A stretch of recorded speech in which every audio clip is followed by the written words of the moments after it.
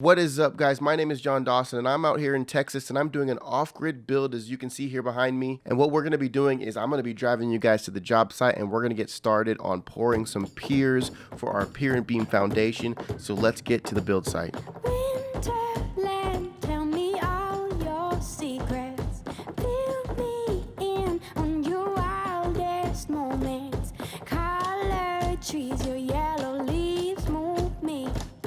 Dancing roofs, your painted red shakes the room. When I get there, I'll let my feet roam. When I get there, I'll break in your arms, I'll lose control. When I get there, I'll know the answer. Let me know when I get closer. Alright guys, so what I'm doing right now is I'm cleaning out all the loose dirt in the bottom of these holes. It rained, so a lot of mud's, sloughed into the holes, as well as now that it's kind of more wet, I can clean out some more of that loose dirt at the bottom, because when you're doing your pier and beam foundation, you want to make sure all your holes are on bedrock, because if they're on loose dirt or organics, your foundation will sink over time as it compacts.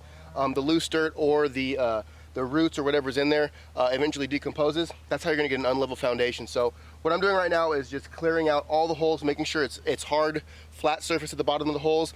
And then after that, we're going to go through and set all of our sonotubes to height and get it done. So I'm going to finish digging these holes and then we'll come back when I'm getting ready to set the sonotube. All right guys, so what I'm doing right now is I'm just setting the tripod up for the laser level, for the sight level. It's actually a self-leveling laser, but I like to get it as close to level as possible before I secure the laser on top. So that's what I'm doing. All right guys, so what I'm doing now is I'm going to take the sight level across to all my holes and figure out how high up my sonotube needs to come out of the ground. What I'm doing with this is I'm walking through.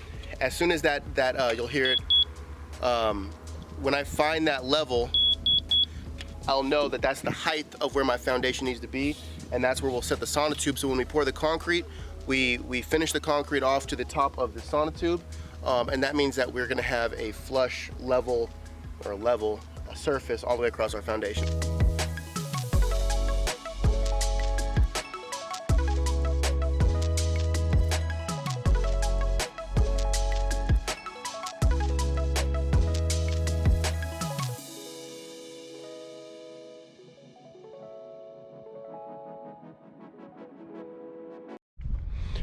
All right guys, so I just got done finishing the sonotube. So a lot of people will actually run the sonotube all the way down in the hole.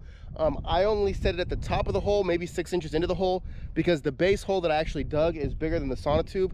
So I want a larger footing at the bottom of the hole than I do at the top. So when I dig these holes, I dig them out, then I try to carve out a little bit at the bottom of the hole, just to give you kind of a bell, shaped hole, so that you have that surface area in the bottom for upheave.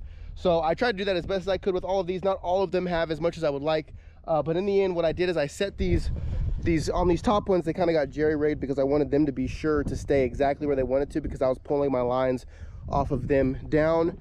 But each one, this got blown out because I pulled a root out.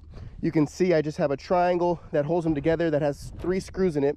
So once the concrete's poured, you can see the screw isn't that, I don't know if you can see that. The screw isn't that far through there, maybe 1/4 of an inch. So when the concrete's poured, I can actually pull those out. And the biggest thing that I wanted to make sure was that they were all perfectly aligned down the center. You want your center line to be perfect all the way down, because when you're laying your beams, the last thing you want is for your beam to be off-centered on your pier, or to eventually end up to where your beam isn't even on the pier. So I had to make sure that they were perfectly straight as well as perfectly level. If each one of these, if you were to slide a level across these, in theory, it would all just slide straight across because it's all the exact same level. So that's what I did today. I'm not gonna lie, it took me a lot longer than I expected. I'm not a foundation guy, I'm not a pier and beam guy. But overall, I got it done. I also used these stakes here, which are just like little garden stakes cut in half, to stake into the ground, and then I put a little screw in there. That way it holds that in place so it can't shift or move or whatever. before the concrete comes, obviously I'll go around with that laser level. I'll check level on all of them again. I will check my measurements, my 8 foot on center, on all of them again before the concrete gets here, make any minor adjustments that I need to, and go from there. This is all the dirt I literally had to dig up by hand today. It was not fun. But anyway, guys, that is it for today. I am headed back home, an hour and a half. Gotta load all this stuff up, head home, and I gotta pack up because I gotta get home. I got work to do. Much love, y'all.